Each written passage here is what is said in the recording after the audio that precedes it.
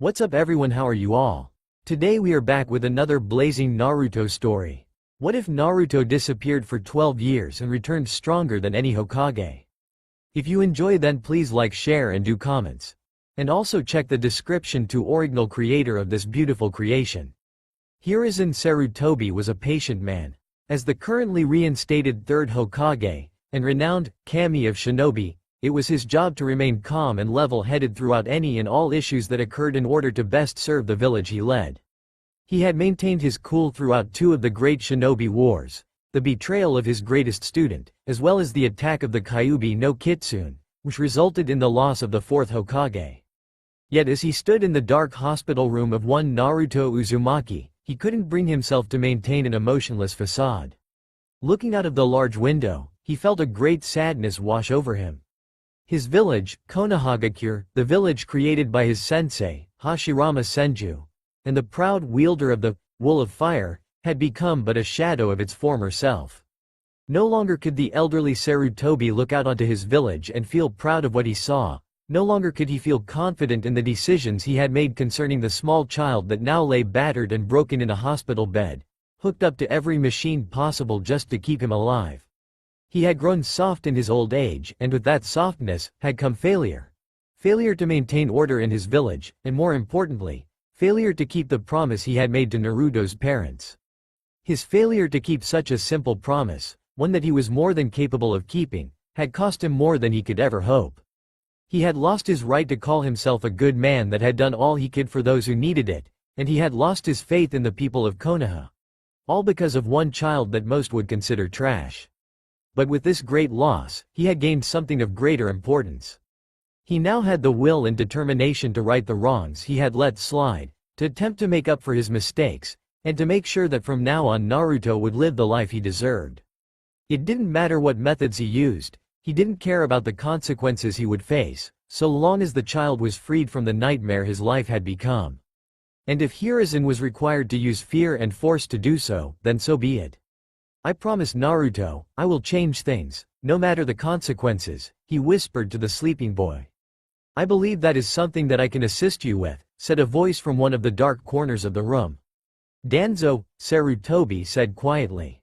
It is good to see you arrived so fast. The now named Danzo walked out from the shadows that concealed him. He was an elderly man with both his right eye and right arm wrapped in bandages, a cross-shaped scar on his chin, and a walking cane held firmly in his left hand. Hiruzen wasn't surprised at the fact that the man had been able to enter the room without him noticing. He wasn't known as the Shinobi of Darkness for nothing. I thought I should arrive as quickly as I could, especially since it is not every day that you actually request my presence, Danzo replied. Despite his usually emotionless and cold expression, Danzo had adopted a softer and more concerned look as he observed Naruto. This was not unnoticed by his old friend, and Hiruzen couldn't help but smile in knowing that his longtime rival wasn't without a heart. Will he recover? Danzo asked. Hiruzen sighed quietly. He will make a full recovery, physically, the fox is doing that much at least. I am not too sure about his mental recovery though. The villagers went beyond their usual beatings this time, so I don't know how badly it affected his mind, he answered solemnly. Indeed, I never expected the civilians to go so far, even if there were ninja helping. Hopefully the boy will maintain the fortitude he has held for so long, because if he does not, more problems are sure to arise, Danzo replied. Naruto is strong, and his will is second to none. If anyone can pull through something like this, it's him, Hiruzen said firmly. True, but he is only 7 years old. How much do you think he can take before he snaps? I don't know, Hiruzen answered, taking another glance at the boy's frail form. I understand that it was your men that found him. It was. Then I owe you thanks. If not for Root, Naruto would surely be dead, and with his death would come the murderous rage of the Kyuubi. There is no need to thank me, old friend. I was only doing what was best for the village. Although I am still concerned by you allowing me to keep Root up and running in secret, Danzo said, hinting at the unasked question that had been circling his mind for a long time. Hiruzen smirked, an action that slightly put Danzo on edge. I may not approve of all of the training methods your Root operatives are put through, but I would be a fool if I denied that they were effective. I allowed you to maintain it for this exact circumstance, he explained calmly. So you allowed Root to stay so it could be used to save a single child? Danzo asked in minor irritation.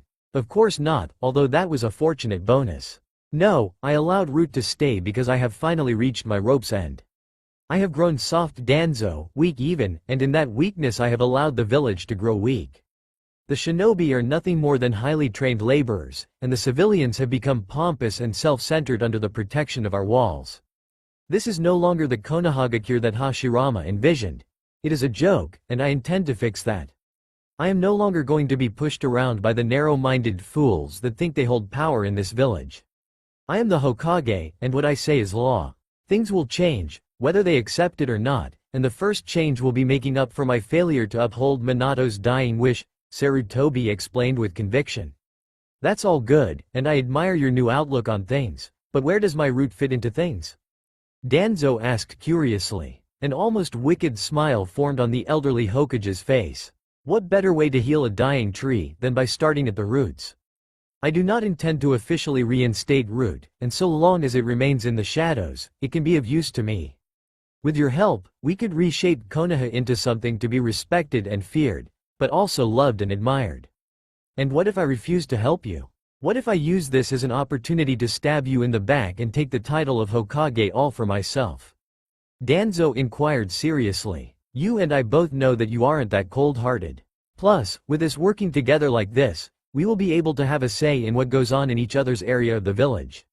I get to alter how Root members are trained slightly, while you help me shape up the actual shinobi forces into something worthy of the village, Hiruzen said with a smile. I am wondering if you have perhaps lost your mind, but if since you are beginning to think more like me, I wouldn't so casually call you crazy just yet, Danzo muttered quietly. What was that? Hiruzen asked with a glare. Nothing, he answered quickly. So do you wish to aid me in rebuilding this village? Danzo remained silent for a few moments, thinking over everything that Hiruzen had said. He could definitely see the benefits of such an alliance between them, and with the old Sarutobi allowing him to make suggestions to how Konoha did things, it opened up several opportunities. For one, his influence on things would carry more weight without him ever having to put himself directly in the spotlight, and he would be able to continue his shadowy activities with Root more leniently. Pausing his thoughts momentarily, Danzo took another look at the practically comatose boy whose room they occupied.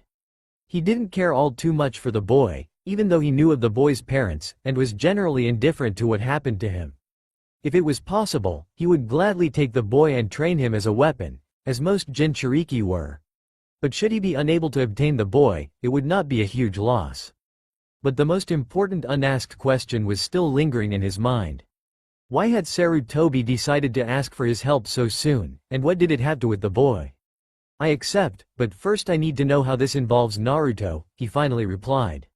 Naruto can wait. I have plans for him, but they can wait until after he has recovered. However, you should know that he will play a key role in changing the village. If he wishes to, of course, Hiruzen said. Danzo gave his friend an odd questioning stare. You won't force him to be a part of it? He asked. No, I will not. Naruto will choose for himself, although I don't think he will hesitate to accept once I tell him what I want him to do, the Hokage answered with a gentle smile. Yes, the boy is quite insistent on becoming a ninja. A chance to personally help the Hokage make the village better would be nothing short of a dream come true for him, Danzo reasoned. Hopefully he sees it that way. A calm silence settled on the room for a few minutes as the old rivals processed the fact that they were now allies once again. The only sound that interrupted the still night was the continuous beeping of the heart monitor connected to Naruto. I have something to show you. I was planning on keeping it a secret, but with this new alliance I believe it best to show my trust and allow you access to Root headquarters, Danzo said quietly. I also believe that what I wish to show you will come in handy, especially if your plans for Naruto are what I think they are. Hiruzen nodded. Just make sure you have some of your men guard this room. At least I can rest easy knowing that Root won't be swayed by their own emotions, he said. I have had my men guarding it ever since he arrived. I might not care what happens to the boy, but I will not risk someone putting the village in danger just for something as petty as revenge, Danzo stated firmly. Hiruzen calmly walked over to Danzo and placed a hand on his left shoulder. As soon as he did, they both vanished in a swirl of leaves. Root headquarters was exactly how Hiruzen expected it to be. A dark and damp series of large tunnels that extended under most of Konoha. allowing quick access to most of the more important locations of the village, including the Hokage Tower. It wasn't surprising to realize that Danzo had been operating right under everyone's nose, in a rather literally sense of the phrase. Without a word, Danzo began walking down one of the numerous tunnels, the old Sarutobi following shortly after. They walked for several minutes, neither saying a word to the other, and Hiruzen taking his time to observe the underground structure that had somehow gone unnoticed by most everyone in the village. He of course had known about it, but until now, he was under the assumption that it had been abandoned and unused for many years. Oh, how wrong he was. As they continued through the dark tunnels, Hiruzen noticed that the walls were quickly becoming much cleaner than they had been, along with several dull lights illuminating the tunnel up ahead. He guessed that they were finally reaching one of the actual base structures, of which he was sure there were many scattered throughout the underground maze. This is the medical section of Root. We usually only have to use it for new recruits, but thankfully it is fully capable of handling anything the hospital on the surface can, Danzo explained casually. He quickly led the Hokage to the furthest medical room within the facility. Sarutobi noticed almost immediately that temperature began declining drastically the closer they got to the room. It became concerning when each room they passed appeared to have frost forming of the observation windows, and even more so when he noticed frost forming on the walls and floor. He could just feel that whatever Danzo was about to show him would be something to amaze. They quickly reached the door of the furthest room, which had been almost completely frozen shut. The hallway that they stood in was ridiculously cold, with ice forming on almost every surface. Hiruzen considered using a fire jutsu to warm himself up, but he quickly stomped that idea out of his head. You might want to start circulating fire chakra through yourself. It's several degrees colder inside the room, and I am not in a position to explain how the Hokage froze to death, Danzo said with concealed amusement. Hiruzen nodded before taking a deep breath and blowing out a steady stream of fire, which melted a small amount of ice on the floor. He was shocked to see the melted puddle of water quickly refreeze within seconds, and he was beginning to wonder just how cold it was in here. A quiet sigh of relief escaped him as he circulated the fire chakra throughout his body, its heat serving to warm him up in moments. Once he was ready, Danzo opened the door. Unsurprisingly, it required some effort to break the ice that had formed around the door frame, and eventually the old warhawk was forced to use a small fire jutsu just to open the door far enough. The cold air that was instantly sucked from the room hit Hiruzen dead on and nearly froze the old man solid, something that Danzo thought of as amusing if the smile on his face was any indication. What on earth do you have locked up in here that can do this? Hiruzen asked as his teeth chattered uncontrollably, a rather comedic sight to see. That, Danzo answered simply as he pointed to a bed in the center of the room. Hiruzen looked inside the room and towards where Danzo was pointing, his eyes widening to comical proportions as soon as he realized what he was looking at. Lying in the bed in the center of the room was a young boy, probably a couple of years older than Naruto. He appeared to be in rough shape since most of his body was covered in bandages. The most heavily bandaged areas appeared to be the boy's left arm, right leg, and his eyes. Turning back to his old rival, Hiruzen gave the man a stern look. Explain, he said calmly. I had root raid one of Orochimaru's bases, which I found within Fire Country a few months ago, Danzo began. They didn't find anything useful. All the test subjects had been slaughtered and mostly frozen. A lot of the base itself had been destroyed and frozen as well. Nothing in the base was salvageable, or so we thought. The old war hawk took a deep breath of his own before breathing out a small stream of fire. It was incredibly cold inside the room after all. We found this boy locked away in what appeared to be a sort of bunker-type room that was fitted with incinerators. Fortunately, the incinerators had been frozen, and the boy was still alive. From what we gathered, it seems he was one of Orochimaru's more powerful test subjects that failed miserably, he explained. What was he trying to accomplish with an ice user? The Hokage questioned seriously. Danzo snapped his fingers and a root agent quickly entered the room holding a small file. The man quickly handed the file to Danzo before bowing and walking out of the room. The crippled elder handed Hiruzen the file and gestured for him to have a look. From what we did manage to dig out of the base's still functioning computers, the boy was not originally an ice user. It seems Orochimaru was playing with fusing chakra natures to make Kekkei Genkai, but he was also attempting to create something else entirely. Hiruzen's eyes widened as he read further through the file. He was trying to create a Rinnegan, he said in mild shock as he remembered that the boy's eyes were heavily bandaged. Did he succeed? He asked quickly. No, Danzo answered in slight disappointment. Although, that doesn't mean he failed either, he added as he once again gestured to the file. The elderly Hokage quickly began to read through the remaining notes of the file, his eyes narrowing more and more with each page he read. Once he finished reading it, he closed it and sighed in relief. Well, it's not a Rinnegan, thank Kami for that because I don't think anyone could stop him if he obtained that kind of power. However, this is a drastic change from his original goal of obtaining a Sharingan. Perhaps he has given up on it, Sarutobi said hopefully. I doubt it. This is more than likely a mere side project for him. It would be devastating if he possessed both a Sharingan and a Rinnegan, Danzo countered. Still, the power this boy possesses is incredible. Even if he can't gain full access to what is theorized in these notes, he will still be a force to be reckoned with. Unfortunately, I can't see him being able to use his abilities to their full potential.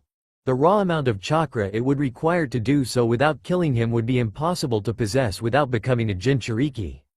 Danzo smirked. That's why I need your help. With your consent, I am confident in my ability to train this boy to be able to use his powers to the best of his abilities. In fact, I think we could even incorporate him into your plan for Naruto. The two have the potential to become incredibly powerful shinobi. It only makes sense that they work together, he suggested with a smile. Are you confident this will work? Not that I don't see your point, but we aren't even sure that either of the boys will agree to go along with it. Don't worry about this one, he already agreed to my training several weeks ago. All that's left is to introduce the two and let things go from there. What if they do not get along? Hiruzen asked. You and I both know that Naruto has an irritating ability to get people to like him, one way or another. If we are lucky it will work, and we will have a highly powerful two-man team at our disposal, Danzo answered. Very well, but I will only use them in our plans if they agree to it. I might have had a change of heart but I will not force children to do something they do not wish to do, Sarutobi replied. So be it. I suggest we return to our duties and think over what we plan to do for the future of the village. We can meet again tomorrow to discuss things in finer detail. That sounds reasonable. I'll be going then. I still need to check on Naruto once more before I return to the office, Hiruzen said wearily. Before you go, I need to ask you something, Danzo said quickly. Sarutobi paused and looked questioningly at his old friend. And that would be? Do you know? The war hawk asked seriously, gesturing subtly to his bandaged arm. The old Hokage smiled kindly and nodded his head. Yes, I know exactly what you have under those bandages, old friend, and I don't hold it against you. The Uchiha clan needed to be taken out, and I was too weak to do what needed to be done. I don't blame you for making the most of an opportunity like that. It is what ninja do, is it not? He said quietly. Who knows, it might be invaluable later on in our plans. I suppose that is one way of looking at it. I will see you tomorrow then. Hopefully Naruto will have recovered by then, Danzo said before he walked out of the uncomfortably cold room. Hiruzen took another look at the boy who was on the bed.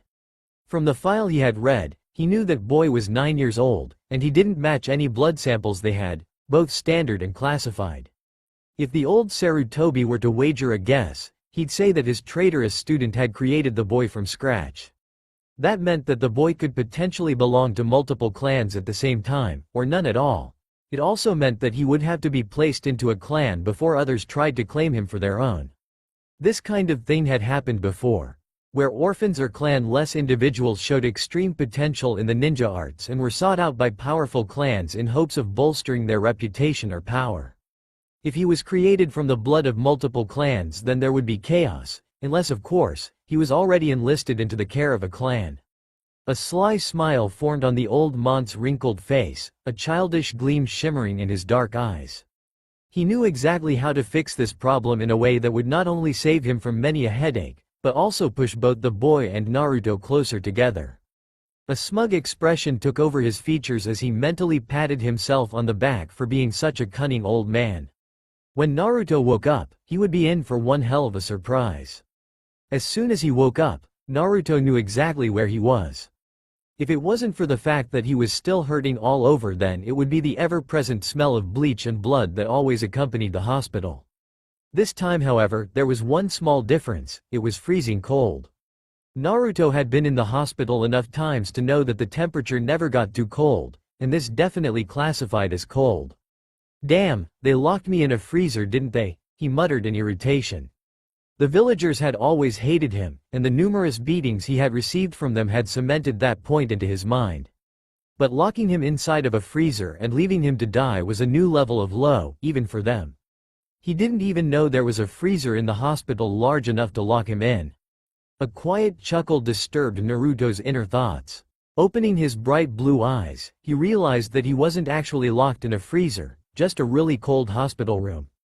The chuckle got louder as he looked around curiously, until his eyes locked onto the elderly Hokage sitting in the corner of the room. The old man was smiling warmly, smoking on a pipe, with a large fur coat draped over him. Yeah, laugh it up, old man. It's fine when you aren't the one freezing," Naruto said angrily as he jumped out of his hospital bed. He walked over to one of the chairs in the room which had his clothes folded on it. He quickly got dressed, only to find that it didn't help with the cold and he was still shivering slightly. "Hey old man, why is it so cold in here?" he asked loudly. "Sorry, I can't help it," answered a meek voice from behind him. Naruto spun around quickly and locked his eyes onto the third occupant of the room. It was a boy, probably a couple of years older than him, with short shaggy gray-white hair. He couldn't make out much else in regards to the boy's appearance, since most of the boy's body was covered in bandages, especially his eyes. "Who are you?" he asked loudly. Apparently, he couldn't say much without being overly loud. "Naruto, I want you to meet your adopted brother. This is Izo Uzumaki," Sarutobi said with a mischievous smirk on his face. The overly loud yell that quickly followed was like music to his aging ears. Things were going to change, and it was going to be fun. Naruto stared at the Hokage in curiosity. The old man was still smiling warmly, and gave an occasional chuckle at his curious expression, but Naruto was still suspicious. Not 2 minutes had passed since he had been told of his new adopted brother, and so far, no one had said anything. He himself was busy trying to search the Hokage's expression for sign of this being some cruel joke, while the old man in question continued to smile as if he hadn't said a thing. The apparently named Izo hadn't so much as moved since the announcement.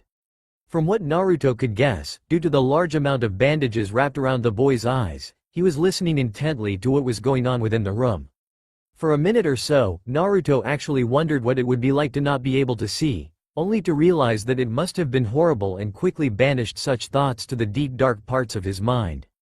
"Is everything okay?" Izo asked quietly. He had begun to worry about the awkward silence that had settled upon the room.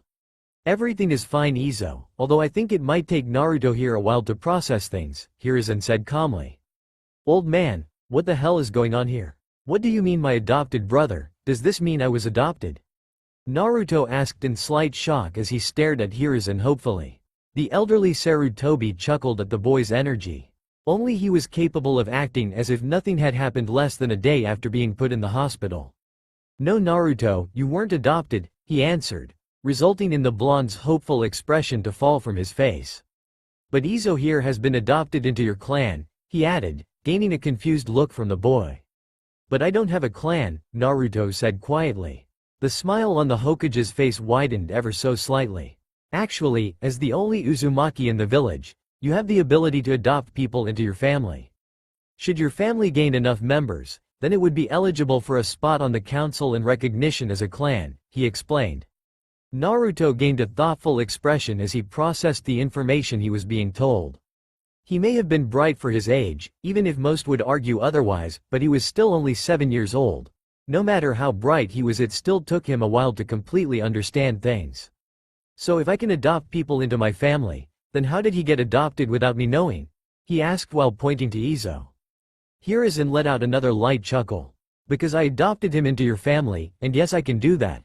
Being Hokage does have its advantages after all," he said, adding the last part quickly when he saw Naruto about to say something. "But that's unfair," Naruto whined. "Oh, is it now? Am to understand that you do not want Izo to be your brother?" Sarutobi asked with a raised eyebrow. Naruto opened his mouth to say something but quickly snapped it shut and thought. He turned and looked at the bandaged boy across the room, who remained quiet and calm as he listened to what was being said. "No offense, but I don't know anything about you," he said apologetically. Izo shrugged nonchalantly. "That's fine, I don't know you either, so call it even," he replied casually. "Perhaps you two should get better acquainted. I'll return later and you can decide whether or not you wish for me to make the adoption permanent," Hiruzen suggested. "I also have some other matters of which to discuss with the both of you, but those can wait for later. For now, why don't you show Izo around the village, Naruto? He hasn't been here before and I'm sure you would be grateful." Naruto grumbled at the old man. "Fine, but it won't do much good if he can't see." "You don't need to worry about that. I'm sure he'll manage," the aging Hokage said as he looked to the ash-gray-haired boy. "Won't you, Izo?" "Sure, I guess," the boy answered simply. "Good. I will see you both this afternoon," Hiruzen said before leaving the boys alone in the still very cold room. Another awkward silence fell upon the room as Naruto studied the older boy cautiously. Izo, for his part, was content to wait for Naruto to say something, but it also seemed that the blonde was more than happy to keep staring at him. Izo calmly reached up and pulled apart the bandages wrapped over his eyes, making a small gap over his left eye. Naruto instantly tried to peer at what was underneath the bandages, but the gap was too thin and the bandages overshadowed whatever was underneath them, making it impossible to see his eye. That only made things worse for Naruto since he always hated not knowing things, and if this guy was going to be his brother then he wanted to know as much as he could. "I do believe it's considered rude to stare," Izo said quietly. "Says the guy who's staring right back at me," Naruto said quickly. "Touché. Perhaps we could start on the tour you were meant to give me. I would like to know more about my new home," he replied casually. "Okay, but after we get something to eat cause I'm starving," the blonde exclaimed. "Fair enough. Got anything in mind? Do you like ramen?" Naruto asked hopefully. Izo tilted his head slightly in confusion. "What's a ramen?" he asked. And just like that, Naruto fainted. Hiruzen openly laughed at the scene of Naruto fainting as he watched the two boys through the crystal orb on his desk. He knew that there were going to be comedic moments between the two, especially after he had a short talk with Izo while they waited for Naruto to wake up. But he never expected to be laughing this early in the plan. "It's good to see you're enjoying yourself, Sarutobi," said Danzo as he walked out of the shadows in the far corner of the room. "Can you blame me when we're leaving Naruto of all people to teach Izo the basics of normal life?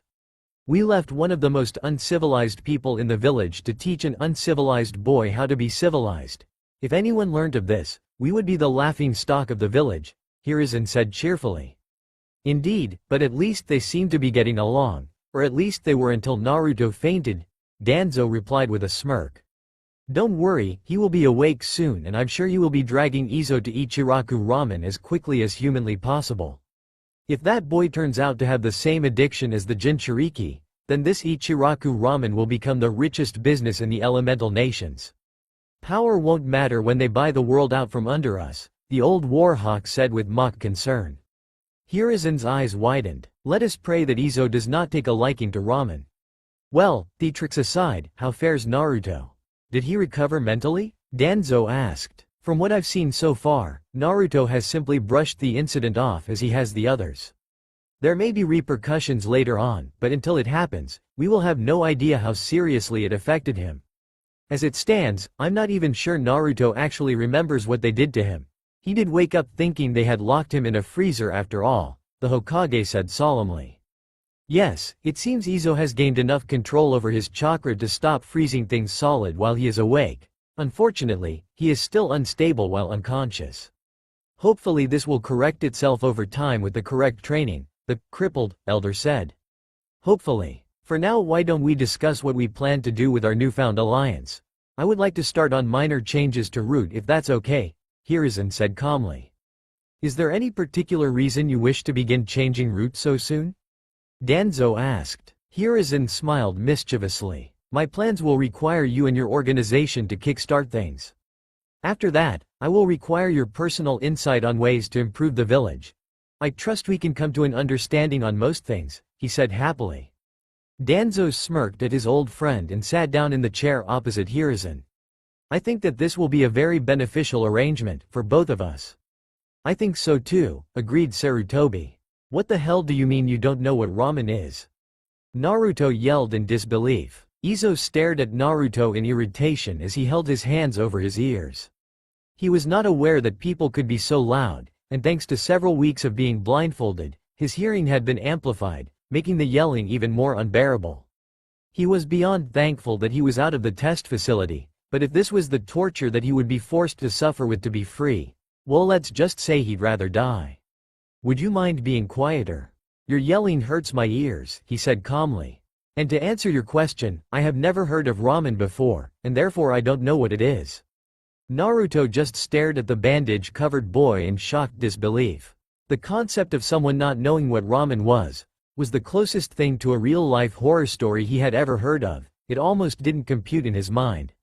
Blasphemy, he yelled loudly, making Izo grit his teeth. I am taking you to Ichiraku ramen right now, he exclaimed just as loudly before literally dragging Izo from the room. The looks the boys received from those they passed in the hospital's hallways were odd. As it turned out, seeing a small blonde-haired boy drag a heavy bandaged boy through the hospital was not a common occurrence. Many they walked past gave the two looks of confusion and concern, until they realized exactly who Naruto was. Once they did, the confusion turned to disgust and the concern turned to hatred. Luckily, any negative looks aimed at Naruto didn't last very long. Many were traded for worried looks at the heavily bandaged Izo, who appeared to be getting guided along forcefully by the blonde child. Despite this, Naruto continued to lead Izo out of the hospital and onto the streets, heading straight for his all-time favorite place to eat. It didn't take long for them to reach Ichiraku ramen, something that Izo was grateful for. Being guided around like a blind person by a loud brat that was supposed to be his new brother was not something he took pride in. Either way, he was glad to know that Naruto hadn't outright refused the Hokage's proposal. He didn't know what it was like to have a little brother, or any family for that matter, but he was intrigued by the idea of having one. Welcome to Ichiraku ramen, Naruto proclaimed loudly. Izo actually lost his cool, pun intended, and smacked Naruto up the side of his head. I can read perfectly fine, so stop yelling everything, he said harshly. Naruto rubbed the spot where Izo had hit him and pouted.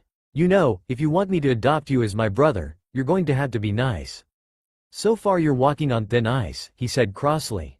If you even want me to consider accepting the idea of being your brother, then you're gonna have to stop being so loud, Izo countered. You aren't my brother yet, so you can't tell me what to do. Naruto yelled. If you don't stop yelling, I'll be your murderer. Izo yelled back. Well, you're yelling at me too now, so you can't get angry at me for yelling. You were yelling first. That's not the point. It's exactly the point. Both of you stop yelling or else, screamed a female voice from the ramen stand. Naruto and Izo stopped yelling at each other and turned to see who had interrupted their argument. Standing in front of the ramen stand was a young girl in her early to mid-teens. She had long brown hair, brown eyes, and a white bandana tied around her head. She was standing there glaring at the boys while holding a ladle in a somehow threatening manner. Oh, hey Ayame, how are things? Naruto asked casually, trying to hopefully reduce the tension that hung in the air. Things were fine, until you decided to start a very loud argument with a poor injured boy. Why would you pick a fight with someone who can't even see? She asked crossly. Izo smirked at his luck. Apparently, this Ayame girl hadn't been around to hear him say that he could read fine, meaning that he could use this to his advantage. He could tell that this girl had some form of connection with Naruto, and as had been the oh-so-elegant saying of old, payback was indeed a bitch. But he can see, and he isn't even hurt that bad. Naruto whined pitifully. Izo swiped, blindly, at Naruto and missed by a long shot. Growling in irritation, he attempted several more times before sighing in defeat and hanging his head. Hey, Ayame or whatever your name is, could you please hit him? He asked while looking around, blindly. I'd do it myself, but I can't see him. No problem, Ayame answered as she walked up to the boy in question. Naruto smiled nervously, holding his hands up in surrender, as he looked at the ladle she held tightly in her hand. Normally, such an item would be incapable of registering as threatening in any sense of the word. However, when said ladle is in the hands of an angry Ayame, the dangerous possibilities were endless. You wouldn't hit me, would you? He asked weakly. The sadistic smile that formed on Ayame's face, combined with the murderous glint in her brown eyes, was all the response Naruto needed before he began to run from the older girl. "I hate you," a battered and bruised Naruto said weakly to a particularly smug-looking Izo. "I am sure you do," Izo replied with a smile. Both boys were sitting at Ichiraku Ramen, Naruto making a point to sit as far away as he could from Izo. Unsurprisingly, Ayame had caught Naruto shortly after his break for freedom, and had proceeded to beat him senseless. She had then gone back to guide the poor blind Izo into Ichiraku's, while promising to give him a free bowl of ramen and banning Naruto from eating any ramen for a week. "Here you go," Ayame exclaimed cheerfully as she placed a large bowl of ramen in front of Izo. Izo smiled in appreciation as he reached out and brought the bowl closer. His smile grew wider as he heard Naruto grumble and mutter something about stupid big brothers, and so he took his sweet time in devouring the first mouthful he managed to get. Since he was remaining blindfolded so as to maintain the act in front of Ayame, it took slightly longer than it should have for him to actually manage said task. "Okay, I really hate you," Naruto said. "And now I'm very sure you do," Izo replied casually. "Are you even going to eat that?" Naruto asked while staring longingly at the bowl of ramen sitting before the bandaged boy. I suppose I could eat it for the sole purpose of pissing you off," Izo began with a thoughtful expression. "But I find myself not particularly liking this ramen stuff, so I think I'll pass." Naruto's eyes narrowed dangerously as he forgot all about the injuries he had sustained from Ayame. "Are you saying that you plan on wasting a perfectly good bowl of ramen, simply because you don't like it?" he asked angrily. His eyes widened in shock as Izo pushed the bowl across the bench, allowing it to slide right in front of him. Naruto looked from the practically untouched bowl of heavenly goodness, to the half-mummified and clearly insane person sitting on the other end of the bench. He repeated this action several times before giving Izo a curious stare. "What are you playing at?" he asked accusingly. Izo shrugged. "Nothing really, I don't like ramen, and you do. I figure it'd be better than leaving it to go to waste. And since Ayame said you weren't allowed to buy ramen for a week, I thought you'd appreciate this one free bowl," he explained in a careless tone. Naruto stared at Izo as if he had just handed him the Hokage's hat on a silver platter, which in Naruto's weird world of opinions was somehow equal to receiving a free bowl of ramen. Without even a single word of thanks, he inhaled the contents of the bowl within seconds, letting out a content sigh quickly after. It didn't take long for his eyes to widen in fear as Izo did something that would forever mark him as number one on his prank list. "Ayame, Naruto took my ramen and ate it," Izo yelled, adding a few quiet sniffles at the end for extra affect. "Naruto!" Ayame yelled angrily from the back room of the store. As Naruto tried to make yet another break for it, Izo reached out and grabbed him by his collar as he ran past.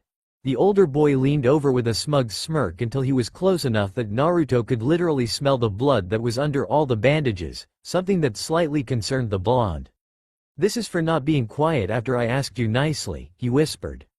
"Ignore me again and you'll end up with something much worse than a mere ass-kicking and lack of ramen." He calmly let go and leaned back, allowing Naruto to run off to who knows where. A few seconds and several loud crashing sounds later, Ayame appeared from the back room. She looked at Izo, who was calmly sitting on his chair, and then to the empty bowl that had been left in front of the chair that Naruto had been sitting in. Her eyes narrowed in fury and she grabbed a much larger ladle than she had the first time she beat Naruto. "Which way did he go?" she asked Izo quickly, only realizing her mistake a second after the words had left her mouth. I don't know, I'm so sorry," Izo answered meekly while his bottom lip trembled. Ayame's eyes widened. "Oh Kami, I am so sorry. I forgot," she said, running over to Izo and giving him a comforting hug. Izo grinned victoriously as he wrapped his arms around the older girl. The sound of a man clearing his throat loudly made Ayame jump away from Izo, much to his disappointment. "Don't you have a certain thieving brat to chase down?" the old man asked Ayame. Oh Naruto, yeah, I'll get right on that. But can you look after Izo? He can't see, so keep an eye out for him, okay? Thanks Dad," she said quickly before running off in the direction she thought Naruto had gone. An awkward silence befell the ramen stand, making Izo wonder exactly how common awkward silences were in the outside world. He didn't move, and neither did the old man, who he could tell was staring expectantly at him, as if awaiting some answers. You heard, didn't you? Izo asked. What, that you could see? Or what you said to Naruto as he made a run for it? The old man asked calmly. Either, the ash-haired boy replied. I have kept an eye on you and Naruto since you got within 100 feet of this ramen stand. I'm not sure if I can hold anything you did to him against you, since I am more than aware of his excessive volume. However, I am not sure I can forgive you for lying to my daughter and using said lie to get a pity hug from her, the old man said. You are a disturbingly observant old man, you know that, right? Izo asked. I'll take that as a compliment. Now, are you going to apologize for deceiving my daughter? The man asked with a pointed glare. I ain't apologizing for anything. I might not be able to see very well, but I know cute when I see it, and Ayame fits that description, he said, crossing his arms defiantly. The tension in the area rose a significant amount as the old ramen chef continued to glare at the boy. Neither of them paid much attention to the high-pitched screams that sounded off in the distance, but it did make Izo smirk slightly. That's when he realized something, which in turn raised a very important question. How did I not notice you? He asked calmly. You're a great many years too young to learn about the ancient techniques passed down to every father in the elemental nations, the man answered. Interesting, such a thing could do with some further investigation. All I need is a wife in a few years, Izo said thoughtfully before turning to stare straight at the old man. What are the chances of Ayame being single in around 8 years? He asked with a mischievous grin. The old man's face morphed into a much similar grin. I think that is something you should ask her, don't you think, Ayame? He asked cheerfully. The potent killing intent that was suddenly directed at Izo was without a doubt one of the worst experiences of his short life, and that's after being a test subject for Orochimaru. He had heard about the unmatched power that was bestowed upon females when angered, but until now, he didn't believe that it held much significance. Turning around quickly, he was met with a clearly angry Ayame dragging a thoroughly beaten Naruto. He still didn't know how she was managing to make a ladle seem so threatening, but she was doing it nonetheless. Hey Ayame, he began nervously. Now I'm sure you can find the funny side of this, right? Said girl smiled brightly as she carelessly dropped Naruto. Oh, I can definitely see the funny side of it, and it involves me beating the crap out of a blind kid, she said sweetly. Despite his best efforts, Izo ended up suffering the same fate as Naruto. It took both boys several hours before they were once again capable of walking to the Hokage's office, both vowing to undo the adoption made by the old, and clearly insane, old man. Are you sure about this? Danzo asked unsurely. Absolutely, Hiruzen answered happily. Both elderly men were sitting in the Hokage's office, having not long since concluded their discussion on how to start their plans to change Konoha for the better.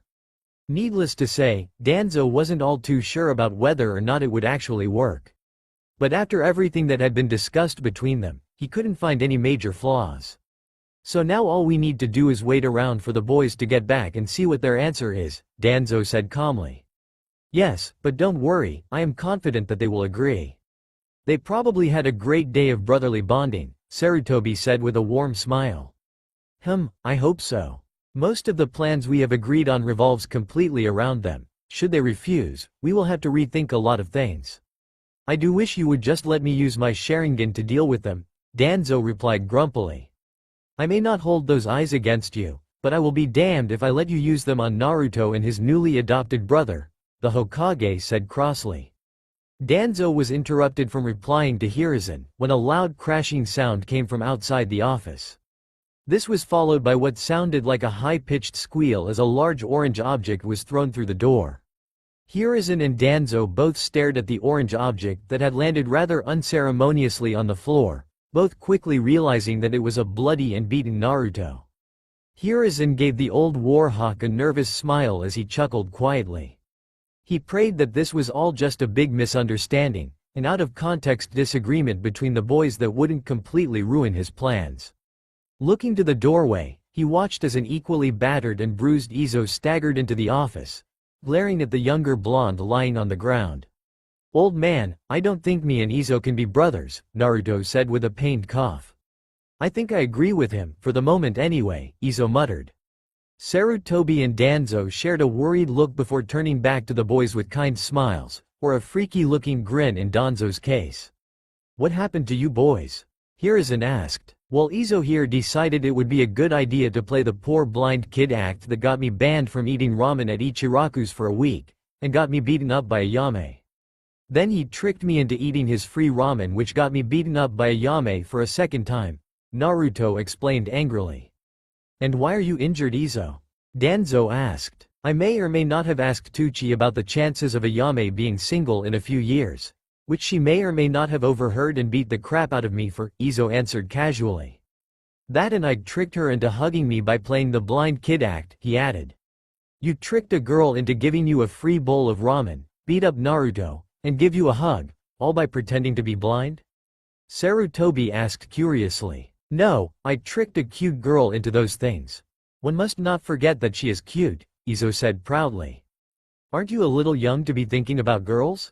Danzo asked dryly. I was speed-grown in a test tube, you old cripple. I doubt age works the same for me. As it stands I'm only 10, but mentally I could be anywhere, the ash-haired boy countered. I suppose that makes some sort of sense, but don't you think calling me a cripple is somewhat hypercritical? The war hawk replied while subtly gesturing to the boy's own bandaged limbs. Hey, who is this guy, old man? Naruto asked loudly, pointing at Danzo. Hiruzen chuckled lightly. This is Danzo Shimura, a very old friend of mine and a council elder. He was also the unofficial legal guardian of Izo until he was adopted into your family, he explained. Yeah, about that. We have decided against making it permanent, so you can just go ahead and undo all them fancy documents, Naruto said casually. Hiruzen remained silent as he smiled nervously, making Naruto worry slightly. Old man? Naruto, I'm afraid that the adoption is already permanent, the Hokage said with a nervous chuckle. What? The boy yelled at the top of his lungs, receiving a powerful backhand from Izo. I told you before, stop yelling, Izo said through gritted teeth. Maybe I would if you'd stop hitting me all the time. Naruto yelled as he picked himself up from the ground, only to be sent back down by yet another strong hit. I wouldn't have to hit you if you just learnt the first time, Izo said with a glare. I could learn if you stopped giving me a concussion before you tell me. It's not my fault that you knock the information out of head before it even sinks in, the blonde said angrily. Izo stared blankly at Naruto, which looked incredibly creepy since he was still wearing the bandages over his eyes. He continued to stare until he finally hit Naruto again. That was for saying something so completely stupid. If I ever hear you saying something that's stupid again I will kill you, he stated calmly. Hiruzen and Danzo had been watching on silently as the violent interaction played out. Danzo sent an unsure look to his old friend, to which the old Hokage responded with another nervous chuckle. Neither were very sure of how their plans would go after this unfortunate outcome, if one could call it that. Boys, Hiruzen said, trying to gain their attention. Several seconds passed in which neither boy took notice of the Hokage's rather irritated expression, instead opting to start a small brawl between each other in the middle of the office. Normally, such a scene would have been quite amusing for the old Sarutobi, but he still needed to explain some important things to the boys and he couldn't allow such shenanigans to continue. That would have to wait. Boys, he yelled, managing to stop the fight in its tracks. Naruto and Izo had stopped their fight in a somewhat amusing position, with Naruto biting down on Izo's left hand, and Izo preparing to punch the blonde in the face. Both looked at the Hokage in irritation, wondering what exactly the old man had interrupted them for. Thank you. Now sit down, I have something to ask you, Naruto, Hiruzen said sternly. Both boys walked over and sat down in the chairs available, marveling at how impossibly comfortable they were as they calmly observed the two old men sitting on the other side of the desk. Naruto was looking expectantly at Hiruzen, awaiting the question he wanted to ask him, while Izo stared blankly at Danzo, who returned the same look as if in some competition with the boy. What did you want to ask, old man? Naruto asked impatiently. I wanted to know what you want to do when you're older, Hiruzen said calmly. I want to be the best ninja ever, then I'll take that hat from you, the boy exclaimed happily. I thought so, the Hokage said with a kind smile. Well, Naruto, to become the best ninja ever will require training and dedication. To become Hokage you will need to be prepared to put everything you have into serving Konoha, to risk your life for the village and its people, to be patient and learn everything you can to improve yourself. Do you think you can do that? He asked seriously. Absolutely, Naruto exclaimed loudly. Hiruzen and Danzo both adopted an unimpressed look. This wasn't something that one could just answer simply in a childish manner, and even if Naruto was only 7, both men knew that he was smart enough to understand the seriousness of the situation that being Hokage came with. They knew the boy's heart was in the right place, and that his loyalty was practically unquestionable, something that Danzo was ecstatic about since he didn't need to worry about the boy betraying them. Naruto, this is not something to take lightly. I need to know if you are prepared to endure the pain and hardships that being a shinobi entail. I need to know that you will serve Konoha with everything, even to the point of giving your life to protect it. But more important than that, I need to know if you will trust me and follow any order I give you as the Hokage. Sarutobi said sternly, a serious expression adorning his wrinkled face. I know, old man, and I am ready to do whatever it takes to fulfill my dream, believe it. The blonde exclaimed loudly, grinning widely at the Hokage. Izo calmly reached over and smacked Naruto up the back of the head, almost knocking the boy off his chair. I clearly remember telling you to stop being so loud, and I'm going to start hitting you every time I hear you say, believe it, at the end of a sentence, he threatened. Danzo gave Hiruzen another unsure look. The interaction between the boys was not exactly what they had expected, but so long as they didn't kill each other and did as they were told, then it would work out fine. Despite his methods, I have to agree with Izo. You are too loud and impatient, a trait that will get any rookie ninja killed quickly. You should learn to contain your excitement and focus on remaining silent and hidden, Hiruzen said to Naruto in a sagely tone. I do not see any problems with Izo's methods, they are blunt and get the point across clearly. Although they could be slightly more painful, Danzo stated casually, gaining a shocked look from Naruto and a thankful look from Izo. I'm so glad someone understands, Izo said happily. Sarutobi cleared his throat loudly, gaining the attention of his old rival and the heavily bandaged boy, before turning back to Naruto.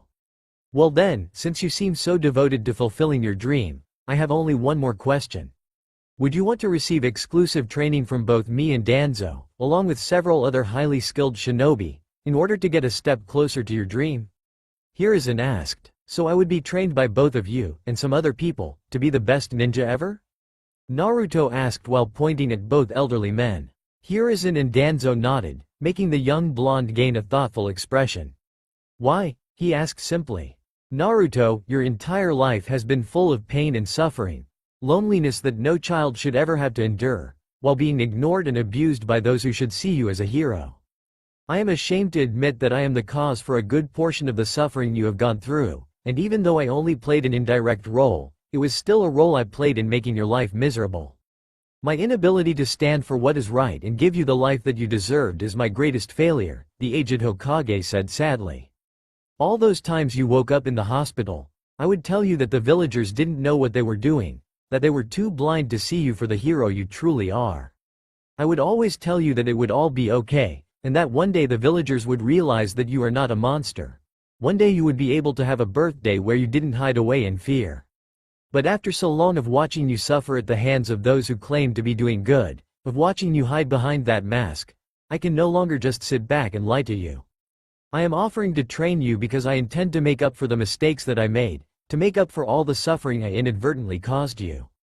Me and Danzo plan to change the village, mold it into something worth being proud of again, but to do so we will need loyal ninja to help us do it. We will train you to the best of our abilities, not only as an apology, but also to gain a loyal ninja to help us return the will of fire to Konoha and get you the respect you deserve.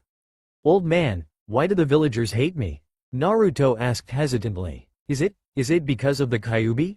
Hiruzen's eyes widened to comical proportions as he looked at Naruto in panic, Danzo doing almost exactly the same but still maintaining his calm facade. The only one not in a state of panic or sadness in Naruto's case was Izo, who was calmly sitting back in his chair, listening to what was happening around him carelessly. Izo already had a good idea of what Naruto was. He had been able to sense the foul chakra that was sealed inside the boy as soon as he entered his hospital room. Orochimaru had a bad habit of rambling on about his plans while working on his experiments. One particular plan had something to do with a Jinchuriki, which is what he knew Naruto was considering the Hokage's reaction to Kyuubi being mentioned. He had to admit, he never expected Naruto to be the Jinchuriki of the Kyuubi, but he wasn't one to judge. Being a test tube grown splicing experiment gave one a very open-minded view on things. This did raise a few questions though, such as why Naruto hadn't been taken and trained as a weapon like all of the other Jinchuriki had, and why the Hokage was so quick to trust him despite him being a not long since found experiment of the greatest traitor known to Konoha. Izo suspected that he would have to deal with a lot of odd and unexplainable things should he stay in the village, and since he was now legally Naruto's brother, there wasn't a chance in hell that he would leave. So, Naruto is the Jinchuriki of the Kyuubi, Izo said lazily, instantly gaining his little brother's attention and getting wide-eyed stares from Hiruzen and Danzo. How do you know that? Hiruzen asked dangerously, narrowing his eyes on the boy.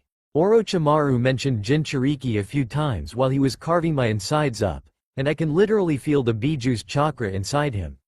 I'm amazed that he hasn't figured it out, the ash-haired boy replied casually.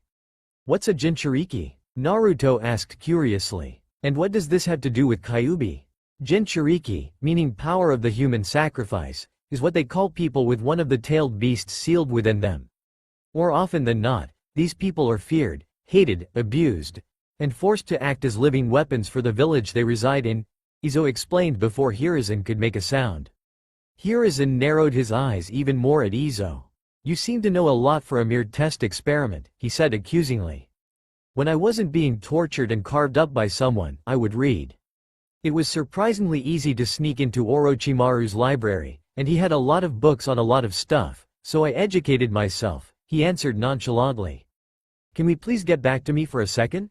Naruto asked innocently. Everyone was still surprised that he had taken the whole Jinchuriki thing so well, except for Izo since he didn't really care too much about it.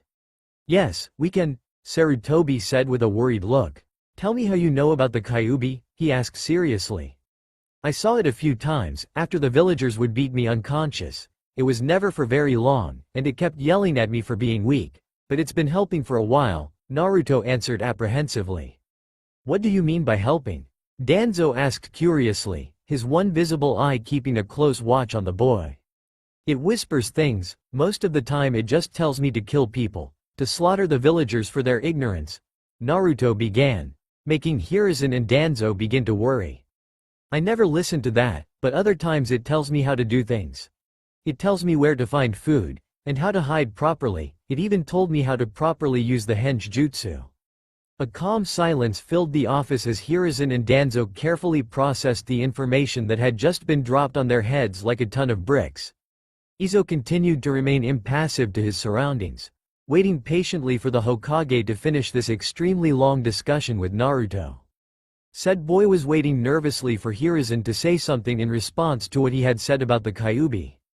Naruto, why did you never tell me that you saw the Kyuubi, or that it was whispering things to you? Sarutobi asked as calmly as he possibly could. He couldn't stop a small amount of worry from leaking into his words, hoping that the Kyuubi hadn't somehow begun corrupting the child. I thought that no one knew. The Kyuubi kept yelling stuff about my father, calling him horrible names and saying it was his fault for it attacking Konoha.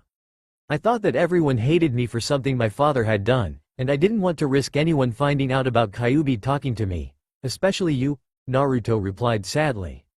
Naruto my boy, I can assure you that your father was a great man. The villagers only hate you because they see you as Kyuubi and blame you for the destruction it caused, Hiruzen said with a warm smile. But I need to know, do you know who your parents are? He asked. Naruto shook his head sadly. The Kyuubi never said their real names, he just calls them things and yells horrible stuff about them, he said before looking at Hiruzen pleadingly. Can you tell me who my parents are? He asked hopefully. Hiruzen stared at the boy sadly. I'm sorry Naruto, but I do not think you are ready to know that just yet, and I believe you have already been given enough to deal with for one day. However, should you agree to be trained by me and Danzo, it should not take very long for you to be ready to learn the truth, he said. Can I at least know if they are alive, if they abandoned me? Naruto asked. They did not abandon you Naruto, and don't you ever think otherwise. They died protecting you, and no one could have ever known better people, the Hokage answered sorrowfully. Okay, I accept. I want you to train me to be the best ninja ever, and once I'm ready, I want you to tell me everything about my parents, Naruto said with determination burning in his bright blue eyes. That is good to hear, I have no doubt that you will achieve your dream, Sarutobi said happily. But for now, I think it's best that you go and relax. Go and eat as much ramen as you want. I will cover the expenses. You and Izo can come back tomorrow. Your new legal guardian should be here and I'm sure that she would like to meet the both of you. Legal guardian? Does that mean you put someone else in my family? Naruto asked with a light glare. Hiruzen chuckled at the boy's ability to change his mood so casually. No, Naruto, she hasn't been adopted into your family. But for the duration of time that you are being trained, she will act as your guardian and be responsible for teaching you while we are busy, he explained calmly. Oh, okay. But you are not allowed to add anyone else to my family without my say-so, understand, old man? The blonde asked. Yes, I understand, Sarutobi answered with a light laugh. Now go and eat some ramen. I'm sure that Ayame will forget about the ban if you tell her that I said you could. If she doesn't believe you, tell her to come see me, he said with a smile. Okay, old man, see you tomorrow. The orange-clad Jinchuriki exclaimed as he ran out of the office. Izo stood up from his chair and began walking after his new little brother. Izo, wait, the Hokage said, making the boy pause and turn to face him. Yes? He asked calmly. Can we trust you to not betray us? To look out for Naruto and serve us loyally? The old man asked seriously. Naruto is the Jinchuriki of the Kyuubi, and my new brother, even if we don't particularly get along too well just yet. I barely know the kid, but I can tell he is one of the few in this world worth protecting, if only because he is so kind-hearted. There are many people after him, and even more who would target him for what he is. But as long as I am around, I will protect him as best I can, just despite that snake bastard that created me, Izo stated calmly. So to answer your question, no, you can't trust me. I will betray you without a second thought, and I will never serve anyone so long as I live. But I will protect Naruto, and I will do anything to help him accomplish this dream of his. So long as your plans help in that, I will follow along. Now if you'd excuse me, I have a cute ramen waitress to talk to, he said casually before walking out the door and closing it behind him. Hiruzen and Danzo remained silent for several moments, both thinking over everything that had been said. The main concern they had was Naruto claiming to have been hearing the Kyuubi talk to him. The boy could have been hallucinating, but that was a very slim chance. Danzo, I think it's best that we keep an eye on Izo. I know he said he would protect Naruto, but should he react violently to the villagers there will be a slaughter. We do not yet know the full extent of his abilities, but if he can sense the Kyuubi so easily while it is sealed away, then I think it's safe to say that he is extremely talented, Hiruzen said calmly. Indeed, I will have some men tail the boys until further notice. But I must ask, is she really the best choice to look after them? After everything she has been through, I am not sure that it would be wise, Danzo said in concern. Do not worry about her, she is loyal to a fault and will care for the boys as she would her own. In fact, I think it will do her good, especially after what happened to her. I am still amazed that you managed to save her, despite her injuries, the aging Hokage said. She is too valuable to let die, both for her abilities and lineage, the old Warhawk stated. That is true, she has become practically invaluable to the village. Even more so now that she has agreed to go along with our plan, Hiruzen agreed. All that's left now, is to wait for those boys to be ready, Danzo said. Naruto looked down at the floor as he thought over everything he had learned. He had learnt that his parents were dead, with no chance of ever seeing them or talking to them, and he had learnt that the villagers had hated him for the Kyuubi being sealed within him, which was something that didn't surprise him all too much. He wondered what Izo was thinking, and whether or not the older boy was just acting calm in front of the Hokage and would simply ignore and despise him when the old man wasn't around. Despite their not so pleasant interactions so far, he couldn't help but feel as though Izo cared about him in some twisted, vengeful, older brother kind of way. He would hate losing his chance of having a brother, even more than he would hate having to deal with him. Without warning, Naruto was knocked forward by a strong hit to the back of his head before someone grabbed him by his collar and started dragging him out of the Hokage tower. He looked up and saw that it was Izo who was dragging him, and probably also the one who had hit him. Fear quickly began to fill him as he came to the conclusion that Izo was in fact only acting calm while in front of the Hokage. Izo stopped dragging the smaller boy and turned to glare at him. Well, at least that is what Naruto assumed, since it was very difficult to tell what he was actually doing while blindfolded with bandages. If you even think of crying, I will hit you again and drown you in a pot of ramen. Understand? He asked harshly, receiving an extremely confused nod from the blonde. Good, Now get moving, the Hokage is only paying for what you eat tonight and I plan to spend some good old quality time with sweet little Ayame-chan," he said with an almost perverted grin. Naruto's fear was instantly forgotten as he narrowed his eyes on his adopted brother. He stomped down on Izo's foot, causing him to release his collar, before tackling the older boy to the ground. "You leave Ayame alone," the blonde growled. Izo chuckled while ruffling the boy's hair. "Nice try, brat, but you'll have to catch me first," he said with a smile. Naruto blinked owlishly at Izo, making sure to clearly gesture to the fact that he was holding the boy down. Izo chuckled again, and before Naruto could ask what was funny, he was thrown across the hallway and into a wall. He managed to get back to his feet just in time to see Izo running away from him and out of the Hokage tower, laughing the whole time. He quickly ran after the ash-haired boy, intending on catching him before he reached Ichiraku's, but he was forced to stop suddenly as he felt something that chilled him to the bone. It wasn't exactly an uncommon feeling, but he knew that it was coming from the Kyuubi, and he knew that it was a warning of some sort. He couldn't tell exactly what the fox was trying to warn him about, but since the feeling was so strong and had yet to completely fade, he knew it was important. That's when he heard it. It was only a whisper, as was anything that the beast said, but the message itself was what concerned him. The Kyuubi usually didn't like to talk, preferring to evoke certain feelings and emotions into Naruto and leaving the boy to figure out the rest. But every now and again, the beast would talk, leaving Naruto with small hints of invaluable knowledge, or a direct warning of which none had led him astray. This warning was different. The feeling was stronger, more direct and potent, as if it was more personal than a simple heads-up.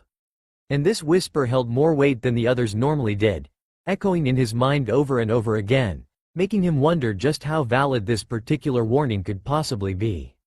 In the end, Naruto managed to shrug most of the feeling off, but the whisper remained ingrained into his mind, as 4 simple words that he felt would one day come to haunt him.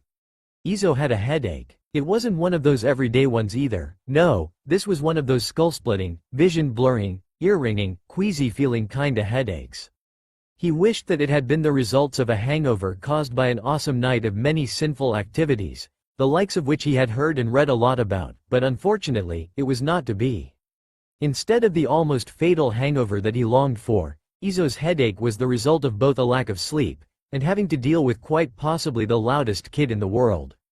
The lack of sleep was something he had to deal with unless he wanted to freeze Naruto's apartment solid, with the boy inside. But the overly loud volume of his new brother was not something he wanted to have to deal, nor should he be forced to. Things had gone rather smoothly after they had left the Hokage tower, although Naruto kept looking at Izo with what seemed like worry.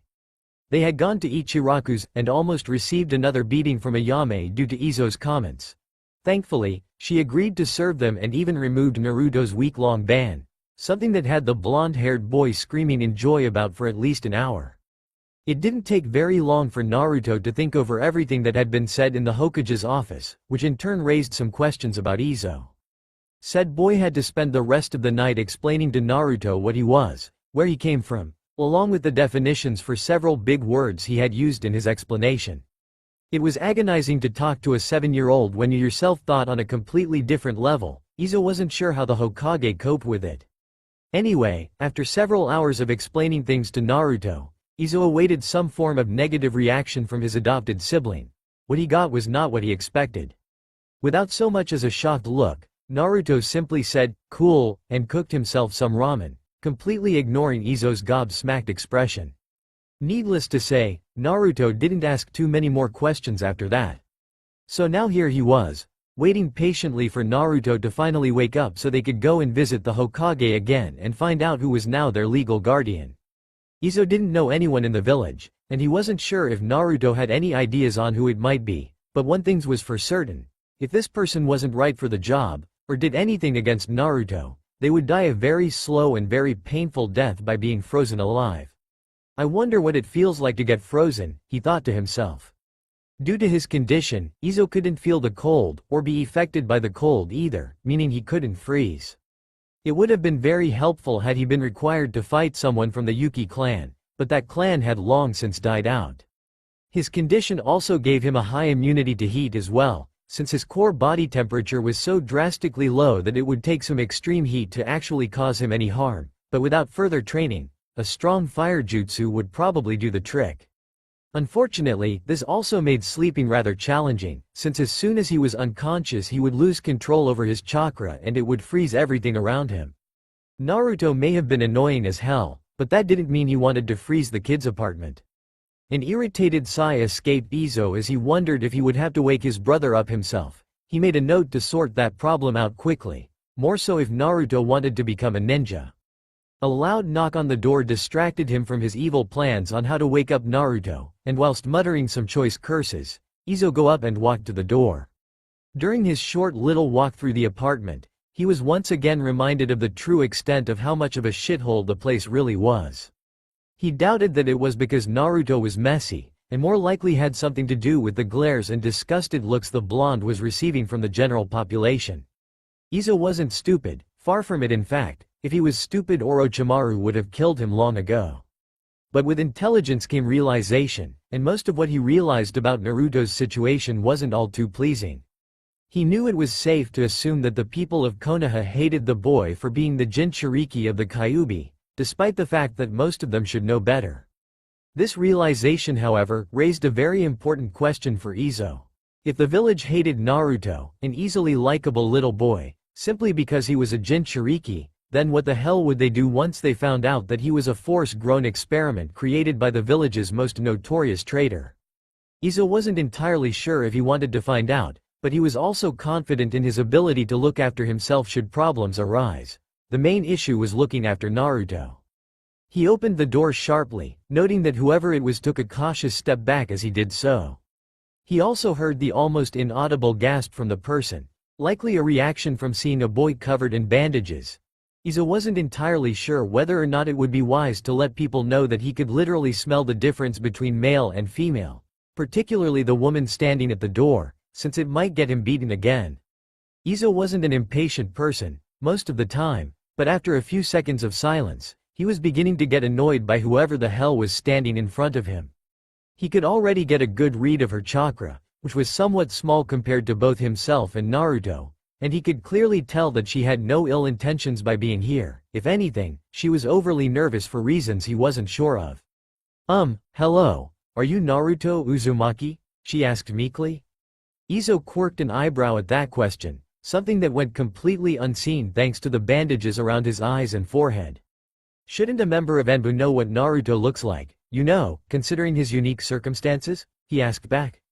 The woman took another small step back from the door, making sure to observe the boy in front of her more closely.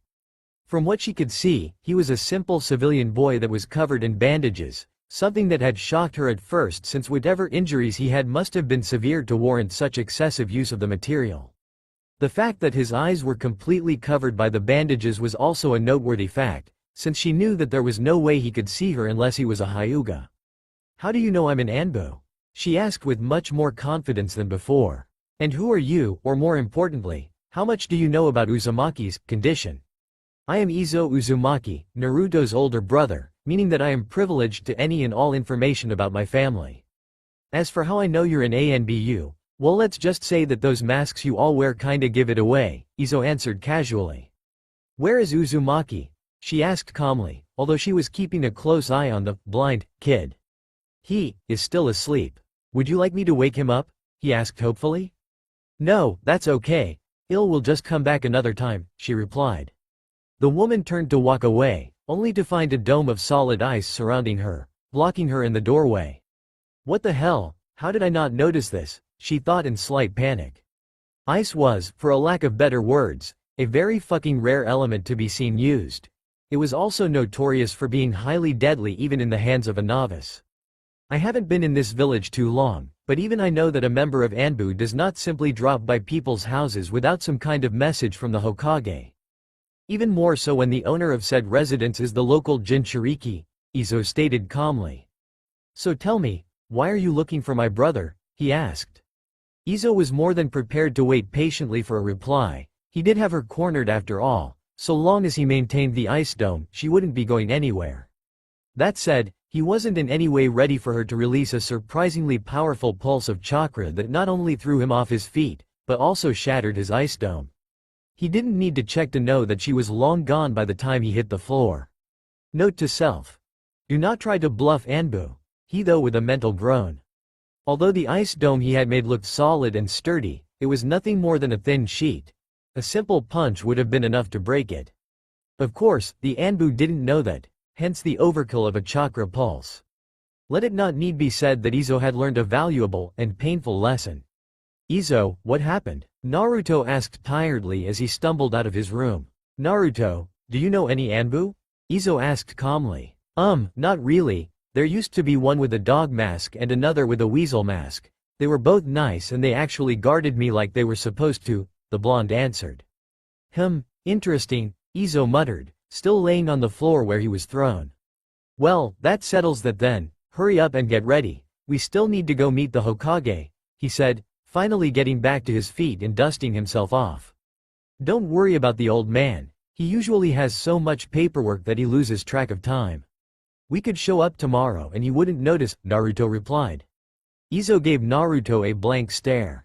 If we are late, I will personally get you banned from Ichiraku's for a month, he said, his calm tone not once betraying his growing amusement.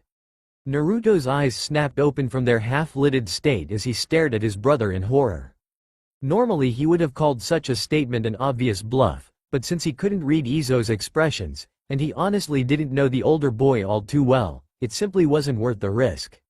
Within seconds, Naruto was dressed and ready to go, even going so far as to literally drag Izo out of the apartment and towards the Hokage tower. Hee, thank Kami I found his kryptonite, Izo cheered mentally. If Naruto was this easy to manipulate, then the future was going to be a cakewalk. Hiruzen glared at the piles of paperwork on his desk, Danzo watching on from the side with barely concealed amusement. They were both awaiting the eventual arrival of Naruto and Izo, whom would be meeting their new legal guardian. He hoped that the boys would take a liking to her, for all of their sakes. The old Hokage glanced over at his friend, taking notice of the amusement in the man's eye and felt the need to drag the smug bastard down with him. You know Danzo, now that we are working together to better the village, perhaps we should divide the paperwork evenly, to help you keep track of what's happening throughout the village, the old Sarutobi suggested with a smirk. I already received copies of all the paperwork you get, aside from the more important documents of course, Danzo replied calmly. Hiruzen narrowed his eyes dangerously. And how exactly do you have the time to not only look over all the paperwork I get, but also give orders to root and complete all the paperwork that comes with that? He asked seriously. You mean you don't know the secret? Danzo asked in mock disbelief.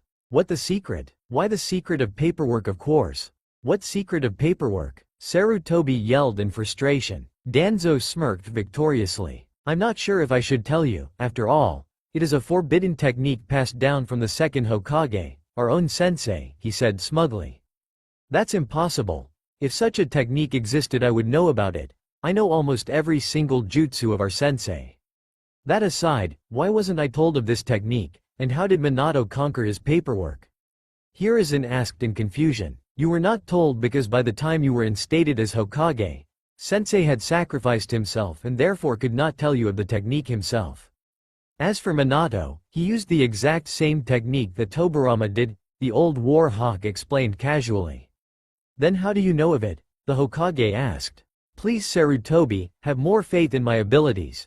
You might keep it locked up, but the forbidden scroll of seals is still not out of my reach, and I have read over its contents many times, Danzo answered, hinting quite clearly to the secret.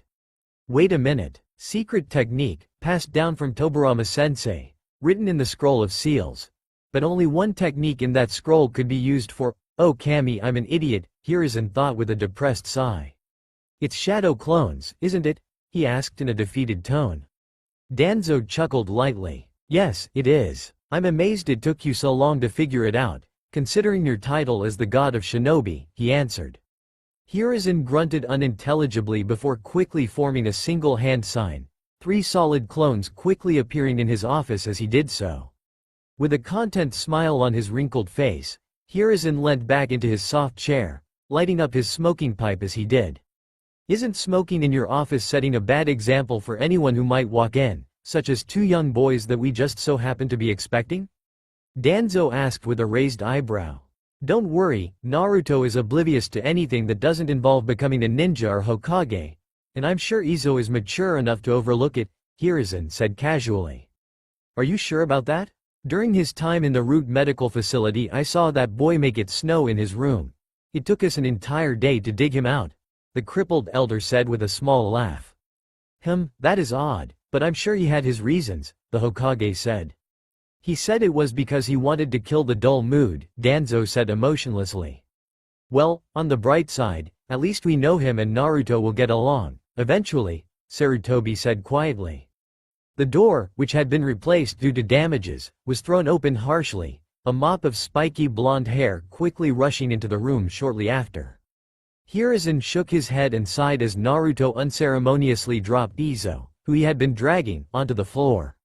The orange-clad boy crossed his arms and grinned triumphantly before being viciously kicked across the room and into the wall. Even the normally emotionless Danzo watched on with a wide eye as Izo staggered to his feet, glaring at the blonde-haired boy he had just kicked. Old man, I am going to kill him, Izo growled through gritted teeth. You bastard, that hurt. Naruto yelled as he stomped back to Izo. Maybe you should have stopped dragging me when I yell at you to stop dragging me. Izo exclaimed. You weren't walking fast enough, the young Jinchuriki muttered. How am I supposed to walk when I'm being dragged? The ash-haired boy yelled in frustration. Ahem. Danzo cleared his throat loudly, maintaining a stern look at the boys. Izo and Naruto quickly turned away from each other with a huff, crossing their arms and pouting childishly. Hiruzen observed the reaction with great interest before turning a curious gaze to his old rival. How did you do that? He asked. You know Hiruzen, the fact that you keep asking me how to do things is making me question your reliability as Hokage, Danzo said with mock concern. Hey old guys, aren't we missing someone? Izo asked, still maintaining a slight pout.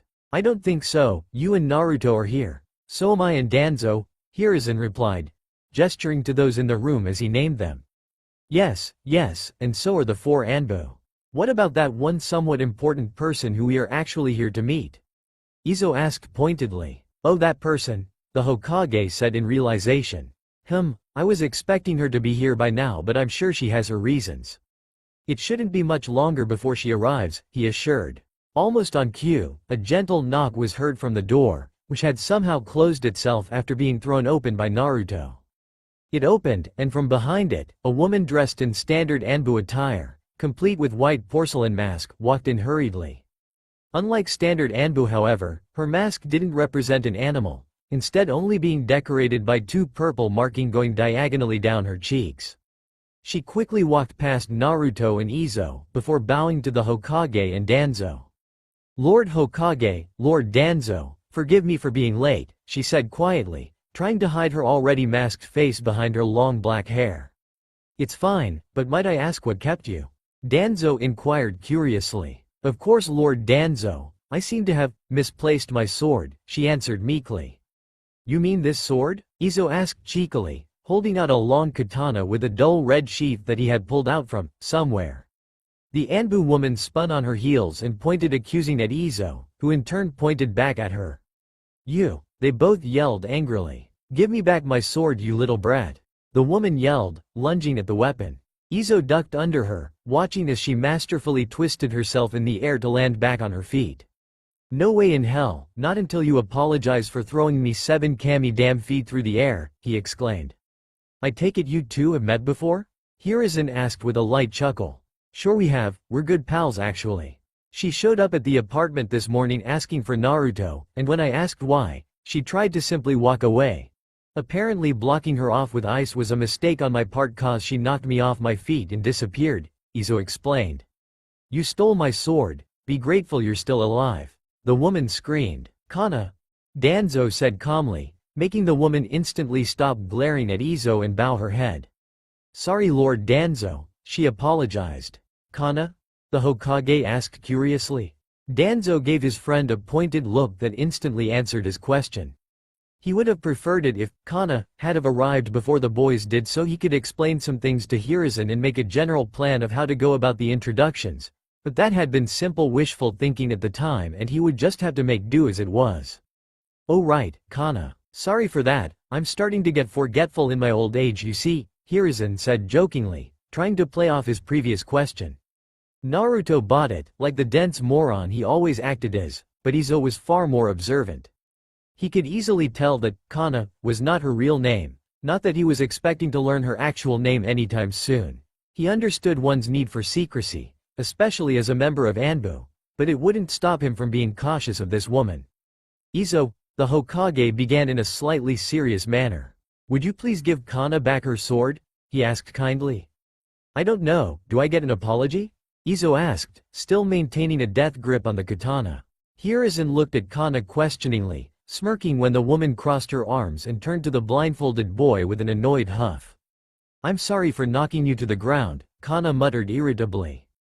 "Now do I get an apology for you blocking me in the doorway with ice?" she asked harshly. "Do you want the sword back?"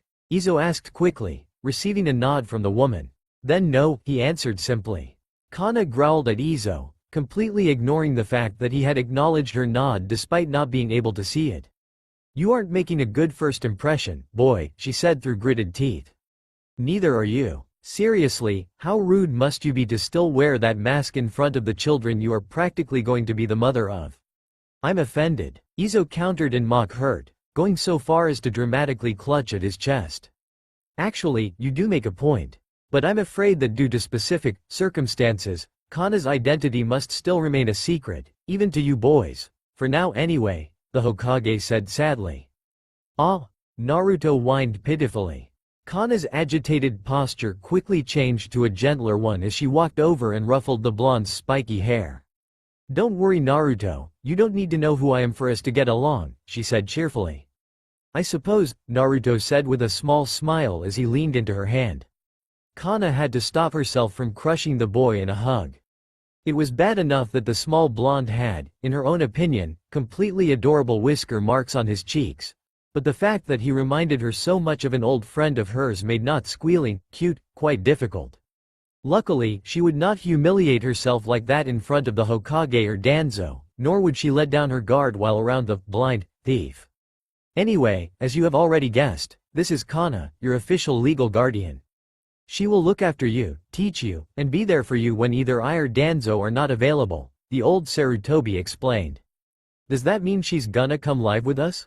Naruto asked hopefully. "No, your apartment is not suited to house 3 people, even if 2 are only children, therefore, you will be moving into a much larger apartment that is located closer to the Hokage Tower. Should you need anything, you can simply come and ask me. You will have a week to get accustomed with your new living space before starting your training," Hiruzen explained. "You will spend the first year learning under Danzo, while Kana here fills in any and all blanks. Then you will spend the next year learning from me, while Kana once again fills in any blanks. After that, you will each pick which one of us you prefer to train under for the following 3 years. Any training you choose to do in your free time is completely up to you, as is any training you wish to continue after the 5 years you are committing to. Do you agree with these terms?" the aged Hokage asked seriously. "Yes," exclaimed Naruto, who was now grinning like an idiot. "I don't have anything better to do," Izo said with a shrug. "I'll just take that as an enthusiastic yes," Hiruzen mumbled. "Anyway, you boys should go and pack all of your things, well Naruto's things, and wait for Kana here to take you to your new home," he said. Naruto yelled out excitedly and ran out of the office, making Danzo, Hiruzen, and Izo all shake their heads at his antics. Kana giggled quietly but otherwise didn't react. Izo quickly began walking after his brother, choosing to keep any questions to himself for now. "Oh Izo," Kana said in a sickeningly sweet voice. "Can I have my sword back now please?" she asked just as sweetly. Izo grumbled but tossed the bladed weapon to her without complaint before walking out. Kana made sure to do a quick inspection of her sword before strapping it to her back and turning to address the Hokage. "Kana, why were you at Uzumaki's apartment earlier?" Danzo asked curiously. "I was hoping to meet the boy before I was introduced to him as his guardian.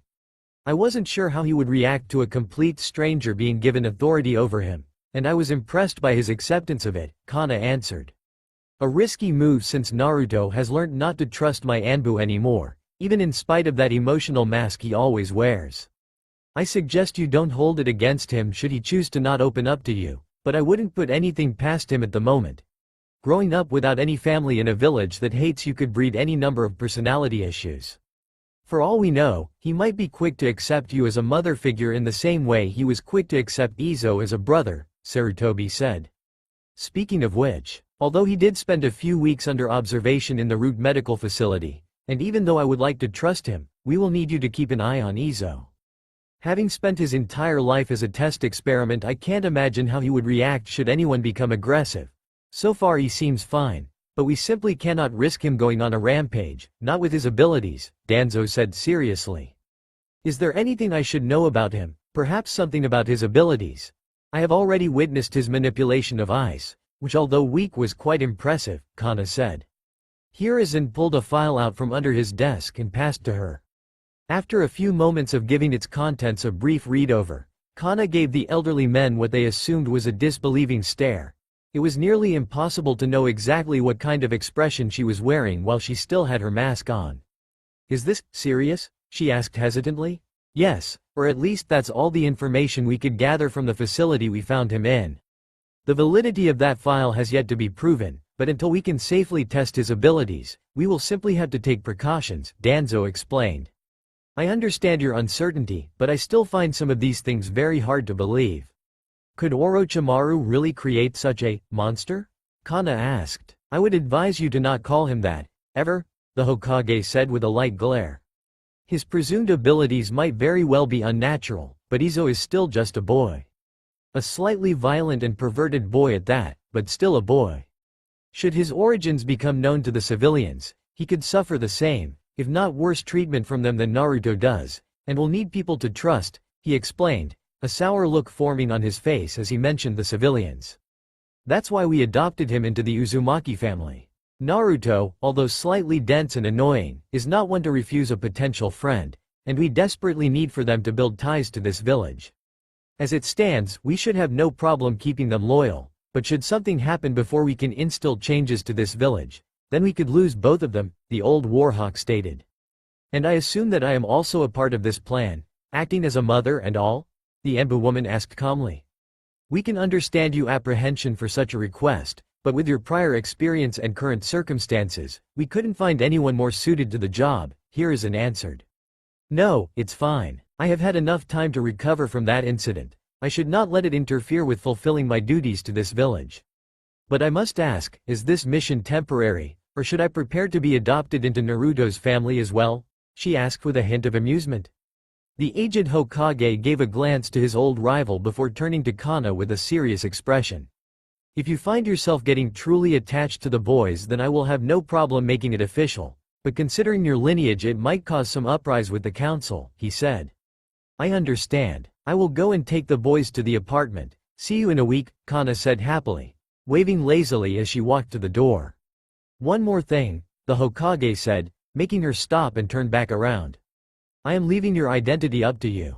Should you choose to make yourself known, whether to the public or individuals, I will not stop you, he said with a smile. Thank you, Lord Hokage, Kana said quietly before walking out of the office and towards Naruto's apartment.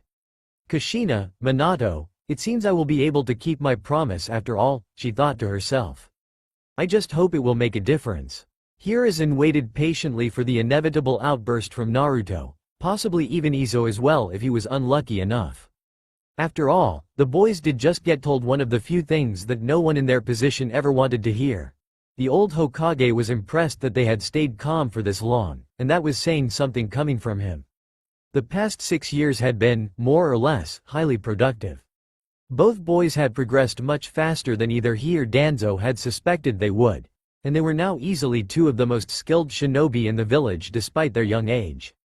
Hiruzen was not foolish enough to judge one's strength on age alone, especially after what Itachi Uchiha accomplished at the mere age of 13, so he knew that what he was about to do was not without risks. The old Sarutobi's eyes calmly observed the now 13-year-old Naruto, who was staring at him emotionlessly from behind a fox-styled Anbu mask. The Hokage had found it rather amusing when the boy had first requested his mask to be styled after the Kyuubi, but he didn't dare to refuse, not after the blindfolded glare Izo had given him. Naruto was now quite taller, more so than he would have been if not for Izo, kindly, suggesting that he eat something other than ramen. Hiruzen wasn't sure how the ash-haired boy had convinced him that tying Naruto to a tree and only feeding him healthy food for a week was a kind suggestion. Despite the methods used, Hiruzen couldn't deny the obvious results that had come from it, as Naruto now stood at an even 5 feet tall. The blue-eyed blonde had kept his hair unruly and spiky, though the Hokage knew the boy didn't have much say in the matter. He was now clad in a pair of plain black pants, a kunai holster strapped to his right thigh, and a simple pair of black shinobi sandals. His torso was covered by a dark orange shirt that he wore underneath a long crimson coat, the sleeves of which were decorated with a golden nine-tailed fox on his right arm and a black nine-tailed fox on his left, both converging into a spiral pattern printed on his back. The boy's attire was complete with a standard katana strapped to his back and the leaf symbol displayed proudly on a metal plate attached to a belt around his waist. Hiruzen had tried to explain that while he wore a leaf Anbu mask he didn't require the engraved plate for identification, but the blonde had brushed it off and continued to wear it anyway. The aged Hokage's eyes narrowed slightly as Naruto finally came out of his daze and glared at him. "What the hell do you mean we have to join a genin team? Just what kind of crap are you trying to pull here, old man?" The Jinchuriki all but screamed indignantly. Hiruzen sighed. He could already tell this would be difficult. It's exactly what it sounds like, Naruto. You and Izo, although highly skilled, are not officially registered as shinobi of Konoha. Up until now you have been working with en route, which in case you had forgotten is a non-existent Anbu branch. So as far as anyone else is concerned, neither of you even rank as genin, he explained calmly. That's a load of crap and you know it. Me and Izo could easily take on any jonin in this village. We ended a war for Kami's sake. Naruto exclaimed. Come on Izo, back me up here. Please don't drag me into this argument, Naruto. Not that I don't agree with you, but you almost died ending that war. I practically did die. Any and all arguments based on that mission are null and void as far as I'm concerned, Izo replied calmly. Hiruzen smirked triumphantly. With Izo not completely losing his cool, this entire meeting would go along much smoother. Naruto was much easier to deal with when he didn't have people backing him up, in a verbal confrontation anyway. The Hokage was beyond thankful for the ash-haired boy's development, in regards to both his skill and emotionally as well. The 16-year-old, who stood at 5 feet 6 inches tall, was easily one of the most versatile shinobi Hiruzen had the pleasure of knowing. His unique abilities and incredibly potent chakra allowed him to excel in almost every field of shinobi skills, and thankfully, he had developed the calm and level-headed attitude to utilize them to the best of his ability. Despite Izo's versatility, Hiruzen was aware that when push came to shove, he was still the weaker of the two brothers. Izo was clad in a pair of baggy dark gray pants with a pair of shinobi sandals of the same color. His torso was covered by a dark purple shirt with 2 black stripes going across it horizontally, which he wore underneath a long bone white coat with a single long sleeve covering his left arm. The left sleeve was decorated with intricate black intertwining spiked chains that simply stopped at his shoulder. He had a long black scarf wrapped around his neck and lower face and dark green bandages wrapped around his eyes. Unlike Naruto, Izo had decided to remove his mask during the meeting. The older boy wore a pair of black fingerless gloves with metal plates on the back. A metal plate with the leaf symbol engraved on it was secured to a long crimson sash tied around his waist. In his right hand, he held his Anbu mask, which sported only one eye slit on the left side as opposed to the standard 2 holes. Other than that, the mask was decorated with 3 black rings that went down the right side of it. Izo's attire was completed with a long straight-bladed sword that was held in his left hand. Hiruzen still wasn't entirely sure whether or not the boy could actually see or not, and he wasn't sure if anyone other than Naruto knew either. As it was, everyone had taken to assuming one or the other while Izo himself continuously made comments about his eyesight that never clearly answered the question. Sarutobi didn't care all too much if Izo was blind because it obviously didn't hinder the boy in any way, and he knew that no one else really cared either. The only problem came with simply wanting to know. Oh come on bro. Yeah we got injured, but we still ended a war, that has to count for something doesn't it? Naruto whined childishly. Naruto, please just stop complaining. I do not like the idea of being reduced to genin any more than you do, but I also know that the old geezer here has a good reason for doing so, isn't that right? Izo asked casually, turning to face the Hokage. Yes, actually, I do. Thank you for being the voice of reason for once, Hiruzen said happily. Anyway, the reason for you two being put in a genin team is quite simple. You both need to learn how to work with other people besides Kana, he explained. We already had to work with other people, Naruto countered. Yes, you did, but as I remember it, you two managed to get every single person we sent off with you killed, Sarutobi replied emotionlessly. Hey, it's not our fault that they couldn't compete with us. And for the record, we didn't get all of them killed. I am fairly certain that at least one survived, the blonde said smugly. Being brought back to the village after suffering a complete mental breakdown is not something that can be used in your own defense. That man will never recover, the Hokage stated grimly. Are you sure you don't have a more, I don't know, substantial reason for making us join a genin team? I understand the whole teamwork thing, but there must be another reason for placing two Anbu-level shinobi with a mere genin, Izo said. Actually, it will be slightly more complicated than that. Due to an odd number of academy graduates, there is now a team with only 2 members, not including the Jonin sensei of course. To fix this problem I am placing the both of you on that team as well, making the first 4-member genin team. Think of this as a trial run for future teams, the old man explained. You're leaving something out, aren't you? One of these genin is important, otherwise you would have simply placed them in with one of the other genin teams.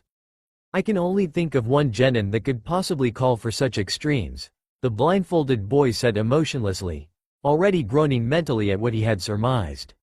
What are you talking about? Who is it? Is this some kind of long-term protection mission or something? Why are they so important? Naruto suddenly froze mid-question as his eyes widened in horror. He turned to glare at the Hokage who was trying to suppress an amused smirk. You wouldn't dare place us with him, he said dangerously, spitting the final word in disgust. I am afraid I will have to my boy. The council has done everything in their power to make sure that the Uchiha is looked after, even going so far as to place him on Kakashi Hitaki's team exclusively, Hiruzen said dejectedly. The council, especially the elders, will throw a fit once they find out that you placed us in his team. I don't really see the need for us to be there. Do you not have faith in Kakashi's skill? Izo asked curiously. I don't want to protect that pompous bastard. Everyone worships the ground he walks on just because he's the last Uchiha, but they are still so blind that they don't even realize that I'm the last Namikaze, Naruto said angrily. Hiruzen sighed quietly. As he had promised, he had told Naruto everything about his lineage as soon as he felt the boy was ready. In reality, Minato had stated that Naruto be told once he reached Chunin rank, and since the boy had reached that level of skill so quickly Hiruzen couldn't find any problem with telling the boy early. The revelation had come as quite a shock for the exuberant blonde, even more so after he received his inheritance. It had been rather amusing to watch the boy run around the Namikaze, Uzumaki estate like a toddler on speed. Naruto had almost immediately demanded to move into the compound, taking with him both Izo and Kana, much to the latter's surprise. Izo had taken the news casually before disappearing into the clan's library much to Naruto's annoyance. That had all been almost 5 years ago, and the Hokage could tell that each year that Naruto's true identity went unknown the blonde boy became more irritated with the village. I'm sorry Naruto, but I need you to do this for me. This will be more a reconnaissance mission anyway. All I need you to do is keep an eye on the boy and report back anything suspicious. Normally I would have asked Kakashi to do this instead, but I fear that he has been compromised by his own emotions and would give a biased opinion, the Hokage explained sadly. He really did hate the current situation with Kakashi, but there wasn't all too much he could do at the moment, not with it being so early on in the plan. So you want us to keep an eye on the Uchiha and Hitaki, make sure they are playing their parts correctly? Izo asked calmly, receiving a nod from the Hokage. Okay, that makes sense, but who is this 4th member of the team? That would be the top-ranking kunoichi of the academy year, Sakura Haruno, Hiruzen answered. Is she worthy of the title? Izo questioned seriously. Hiruzen frowned but answered honestly. No, I don't believe she is. In fact, I don't think anyone in the group of graduates are ready to be shinobi. Unfortunately, my opinion on the matter doesn't mean all too much right now. While they are in the academy, the children are legally under the jurisdiction of the civilian council, and they have used that to manipulate the curriculum within the academy. As it stands, the system is too lenient and we are losing many potential shinobi because of it, he explained. Very well. We will go along with this for now, but I do not want to hear any complaints should the girl die, or should the Uchiha be injured due to his own arrogance. You should also warn Kakashi not to stick his nose too far into our business, lest it be cut off, Izo stated gravely. What, Izo, you can't be serious, we can't agree to this. Naruto exclaimed. Don't you still wish to be Hokage? The older boy asked casually. Yes, why? The blonde replied dumbly. Then this is the best way to go about it. Not only will you be required to rise through the ranks officially before you can become Hokage, but it will allow you to gain the support of your fellow shinobi, which is a necessity if you want to lead this village, Izo explained. Geez, way to crush my spirit, bro. But you were right, as usual, Naruto muttered quietly. Well then, since that's all settled now, how about you both head over to the academy?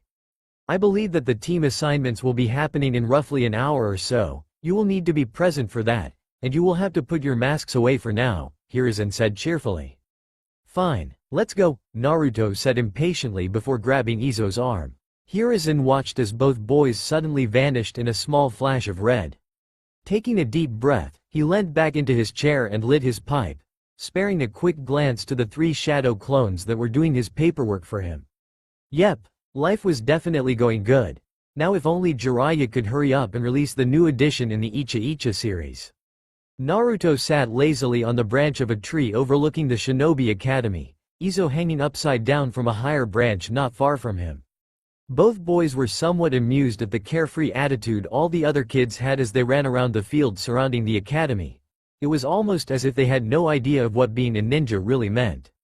Izo and Naruto couldn't really say anything since neither of them maintained a completely serious attitude despite what they had gone through, but at least they knew what was expected of them and had the capacity to act accordingly. These kids were just that, kids. They clearly hadn't been trained properly to prepare them for the horrors that came with the job, and even Naruto could guess that a few of them would die early on. With a depressed sigh, Naruto positioned himself so that he was leaning against the trunk of the tree he was sitting in. There was still a good half an hour left until team assignments, so he figured he could use this time to relax. So what have you picked up so far, Izo? He asked casually. Nothing out of the ordinary so far. Some of the kids have good-sized chakra reserves, but that is practically where all hope is lost, Izo replied. Over the years, Izo had trained his natural sensor abilities to the limit. It had been a highly useful skill during the missions they had gone on in the year after their training, and had even saved their lives a couple of times. Naruto also possessed a similar ability to sense negative emotions, but he knew that was something he had gained thanks to the Kyuubi, and it didn't nearly match Izo's. Can you identify what clans are down there? The blonde questioned lazily. Well, the Uchiha is by far the easiest to sense. The guy literally radiates emo vibes. Other than him, we have a Yamanaka, a Nara, an Akamichi, an Inuzuka, an Aburame, and a Hyuga. That Haruno girl barely even registers as a chakra signature, Izo listed off casually. Why couldn't we get teamed up with anyone else but him? His forever burning hatred is going to make my negative emotion sensing completely useless as long as I'm around him, Naruto whined pitifully. It doesn't really matter. I can't see the council allowing us on any dangerous missions. They wouldn't dare put their Uchiha in harm's way, the ash-haired boy replied. Oh really? I bet you they will send us off on a really dangerous mission and give Kakashi an order to retreat with the Uchiha while leaving us to die. Haruno will simply be a necessary loss in their eyes, the younger boy countered. Izo sighed impatiently. Is that really such a bad thing? I mean, look at it this way, if that does happen then we are free to go all out, and once we return we can explain things to the Hokage. Do you really think the old man will let something like that slide without unleashing the biggest shitstorm Konoha has ever known? He asked. Naruto grinned widely, revealing his highly pronounced canines. Yeah, I guess that's true. There aren't very many people that can take the both of us down anyway, he said. Don't get ahead of yourself there, bro. They might try to separate us, and once that happens we are substantially weaker. The main thing we should focus on is sticking together. As long as we can do that we should be fine, Izo said seriously. Fine, I understand. Anyway, let's go inside. The classes are beginning to go back, Naruto said quickly, allowing himself to fall from the tree. Izo shook his head at his brother's lack of enthusiasm, not that he could blame the blonde, and also allowed himself to fall from the branch he hung from. Izo calmly observed each student as they entered the classroom, every single one of them completely oblivious to his presence. It was upsetting to know that not even a single one of them could notice him, but not nearly as upsetting as it was when none of them noticed Naruto. Izo himself had spent a large amount of time in mastering his ability to suppress his chakra until he was impossible to detect, but Naruto wasn't able to do that. Being the Jinchuriki of the Kyuubi meant that it was literally impossible to completely suppress his own chakra, making Naruto an obvious target for a censor such as Izo.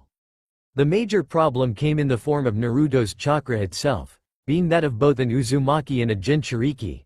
The concept of someone not sensing the blonde's absolutely massive chakra reserves was laughable, and yet no one had yet to indicate that they had noticed him. Izo quickly took notice of a particularly lazy-looking boy with his hair done up in a short spiky ponytail that kind of resembled a pineapple. The sleepy boy, obviously a Nara, made almost unnoticeable glances towards the section of the ceiling that Naruto was hiding on. Said blonde was using a technique that the Hokage had taught him that allowed him to become completely transparent. Apparently, it was created by Naruto's godfather, Jiraiya of the Sannin. It was a useful technique, but didn't completely conceal one's presence. The Nara boy had yet to notice Izo's presence, which said boy found particularly amusing since he was hiding in the wall right next to him. Izo was using a technique that allowed him to assimilate himself into solid objects, completely concealing his existence from all but the most skilled of censors. The downsides of this technique were very simple. Once you use it, you couldn't move until you deactivate it, leaving yourself wide open for attack. The classroom's door slid open and a young man with a hairstyle much similar to the Nara's walked in. He smiled warmly and waved to the class as he made his way to the desk at the front of the room, from which he picked up a clipboard. "Okay class, time for roll call," he said cheerfully. Izo took a moment to pray that Naruto didn't do anything stupid as the man called out name after name. He knew that the young blonde was impatient, but when it came to being within a classroom environment, or an actual classroom, the boy's chances of having a breakdown were increased exponentially. If Naruto did have any form of breakdown in here, then no one would leave the building unpranked. As the teacher marked off the names of the students, Izo took note of the clan heirs. He made sure to match names to faces and give them a quick rundown assessment so as to better gauge their skill and potential usefulness. The first being Shino Aburame, a quiet boy with a high-collar jacket and sunglasses. The boy appeared to have also noticed Naruto's presence through the use of his bug companions.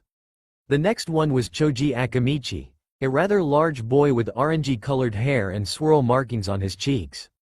The boy seemed to fairly laid back and had what seemed to be an endless bag of chips held in his hand. From what Izo knew about the Akamichi clan techniques, he was able to safely assume that Choji would become at least an average ninja. Hinata Hyuga was a strange one. She was fidgety and clearly nervous, giving Izo the impression that she had no confidence whatsoever. Other than that, she did possess sizable chakra reserves for her age, and with the Hyuga's gentle fist taijutsu it was safe to say that she had perfect control over it. If she overcame her timid nature, the girl would excel in the shinobi arts. Kiba Inuzuka was a brown-haired boy who seemed to have a confident smirk permanently grafted to his face along with the fang-styled markings on his cheeks. The boy had a small white puppy sitting atop his head, which appeared to be looking around frantically in search for something. It was probably looking for whatever smelled like foxes. Izo found that the lazy pineapple-haired boy's name was Shikamaru Nara. The boy seemed to be too lazy for his own good and despite noticing Naruto's presence in the room, didn't act on it, as any self-respecting shinobi would have. Izo determined that unless the boy got really motivated really fast, he would end up either dying or getting someone else killed. Ino Yamanaka was a girl with long blonde hair and blue eyes. She seemed to be in some form of silent glaring match against Sakura that had something to do with who got to sit next to Sasuke. She was the definition of fangirl and would most likely die early on. On the bright side, Izo would have fun making comments about the similarities between her and Naruto. Izo already knew everything he needed to know about Sasuke Uchiha and Sakura Haruno. The first was a stuck-up prick who got treated like royalty, and the pink-haired girl was a useless fangirl like the Yamanaka only without any clan techniques to fall back on. These were his and Naruto's teammates, and he could already feel the need to kill them start building up inside him. Alright class, before I announce who the genin teams are, I would like to introduce two new additions to the class, one of whom is already here, the man said as he looked up at the ceiling. Naruto quickly dropped the transparency jutsu and allowed himself to fall to the floor, twisting himself so that he landed perfectly on his feet right in front of the teacher. He smiled and waved cheerfully while Izo mentally groaned at his brother's need to show off. "Hello, I'm Iruka Amino. I suppose you are Naruto Uzumaki?" Iruka said calmly, although Naruto could tell the man wasn't very confident in being around him. "Yeah, that's me. Nice to meet you," exclaimed happily, grinning widely and showing off his teeth, an action that unnerved Iruka even more.